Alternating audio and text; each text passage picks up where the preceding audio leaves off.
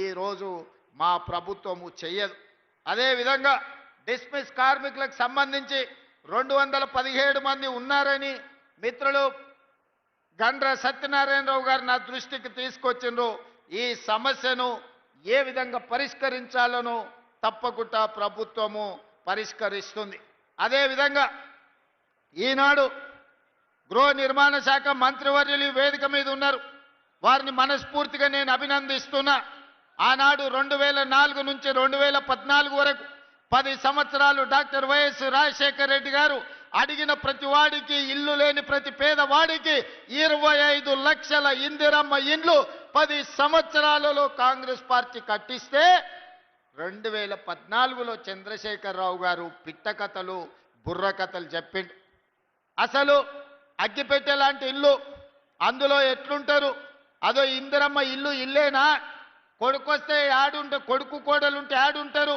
పండుగ పూట బిడ్డ అల్లుడు వస్తే యాడవంటారు? గొర్రె పిల్లను, కుక్క పిల్లను ఉంటే యాడ కట్టేసుకుంటారు. మీకు డబల్ బెడ్రూమ్ ఇల్లు ఇస్తామని దంచి మాటలు చెప్పిండు. మరి ఎవరికన్నా ఈడు ఉన్నోళ్ళకి, ముఖ్యంగా మా అక్కల్ని అడుగుతున్నా, మీకు ఎవరికన్నా డబల్ బెడ్రూమ్ ఇల్లు వచ్చిందా అక్క? మనకు మాత్రం డబల్ బెడ్రూమ్ ఇల్లు రాలే. 1000 ఎకరాలలో ఎర్రవల్లిలో ఆయనకు ఫామ్ హౌస్ వచ్చింది. 100 ఎకరాలలో ఆయన కొడుకు జన్వాడలో ఫామ్ హౌస్ వచ్చింది. 50 ఎకరాలలో ఆయన అల్లుడికి హరీష్ రావు గారికి మోయినాబాద్లో ఫామ్ హౌస్ వచ్చింది. కేసీఆర్ బిడ్డ కవితకు శంకర్పల్లిలో 25 ఎకరాల ఫామ్ హౌస్ వచ్చింది.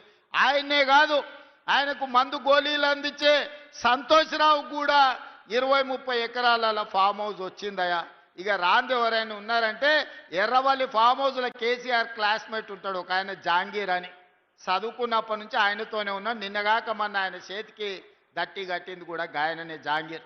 జాంగీర్కి ఒక్కనికే ఏం రాలే పాపం, చూస్తూనే ఉన్నాడు. ఆయన క్లాస్మేటు కింది నుంచి పైకి ముఖ్యమంత్రి అయిండు, దిగిపోయిండు, కానీ జాంగీర్కు మాత్రం న్యాయం చేయలే. ఇవాళ అది పరిస్థితి. మీకు మాత్రం ఇన్ని ఫామ్ హౌసులు వచ్చినాయి, 100,000 ఎకరాల భూములు వచ్చినాయి, టీవీలు వచ్చినాయి, పేపర్లు వచ్చినాయి, 1000 కోట్ల రూపాయల వ్యాపారాలు వచ్చినాయి. మా పేదవాళ్లకు మాత్రం డబల్ బెడ్రూమ్ ఇండ్లు రాలే. నిజంగానే చంద్రశేఖరరావు అనుకొని ఉండుంటే 10 ఏళ్లలో 20 లక్షల కోట్లు ప్రజలు పన్ను కట్టి చంద్రశేఖరరావుకి ఇచ్చిండ్రు. సంవత్సరానికి 2 లక్షల ఇండ్లు ఒకవేళ కట్టున్నా 10 ఏళ్లలో 20 లక్షల ఇండ్లు కట్టడానికి అవకాశం ఉండే. కానీ చంద్రశేఖరరావు గారు పేదల ఆత్మగౌరవం కోసం పనిచేయలే. పేదలకు డబుల్ బెడ్రూమ్ ఇండ్లు ఇవ్వాలన్న పట్టుదలకు పోలేదు. ఎందుకంటే పేదల పట్ల ఆయనకు ప్రేమ లేదు, పేదల పట్ల ఆయనకు ఎలాంటి పట్టింపు లేదు. అందుకే ఇవాళ ఏ గ్రామాల్లో కూడా డబుల్ బెడ్రూమ్ ఇండ్లు లేవు. అందుకే ఆనాడు జరిగిన ఈ భూపాలపల్లిలో నేను వచ్చినప్పుడు రైతు పోరుబాట ఇక్కడనే నేను వచ్చి చేసిన. కార్మిక పోరుబాట, కార్మికుల కోసం భూపాలపల్లి నియోజకవర్గంలోకి వచ్చి పాదయాత్ర చేసిన. ఆనాడు నేను చెప్పిన, ఎన్నికల ప్రచారంలో చెప్పిన, ఏ ఏ ఊర్లలో అయితే నువ్వు డబుల్ బెడ్రూమ్ ఇల్లు కట్టించినవో ఆ ఊర్లో మొత్తం ఓట్లు నువ్వు వేసుకో. ఏ ఊర్లో ఇందిరమ్మ ఇండ్లు ఉన్నాయో ఆ ఓట్లన్నీ మేము వేసుకుంటాం. బీఆర్ఎస్కి డిపాజిట్ వస్తే నేను ముక్కు నేలకు రాస్తానే ఆనాడు సవాలు విసిరిన. ఇవాళ అందుకే ప్రజలందరూ కలిసి బీఆర్ఎస్ డిపాజిట్లు గల్లంతు చేసిండ్రు రాష్ట్రంలో.